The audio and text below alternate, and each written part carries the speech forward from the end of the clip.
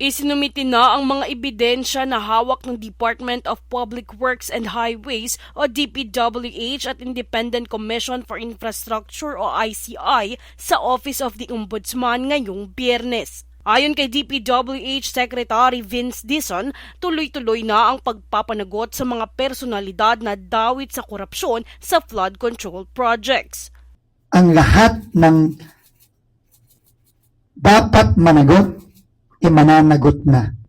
At sabi nga niya, bilang na ang masasayang araw nilang lahat, sabi ng Pangulo ito, at tuloy-tuloy na po ito. Wala pong sasantuhin ang gobyerno, wala pong sisinuhin, base lang po sa ebidensyang ating makakalap kung saan po tayo dadali ng ebidensya. Doon po tayo. Ang mga ebidensyang isinumite ay kaugnay sa flood control mess na patuloy na iniimbestigahan ng DPWH at ICI. Naglalaman ang mga kahong ito ng mga ebidensya kaugnay ng posibleng pananagutan ni na former Speaker Martin Romualdez at ex-Congressman Zaldico sa flood control scandal.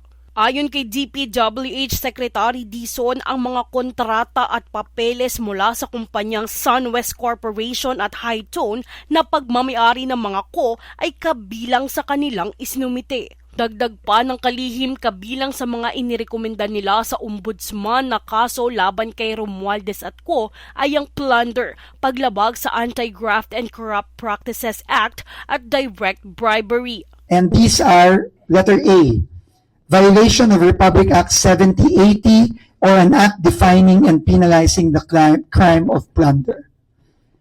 Letter B, violations of Section 3A, B, and E and H of Republic Act 3019 or the Anti-Graft and Corrupt Practices Act.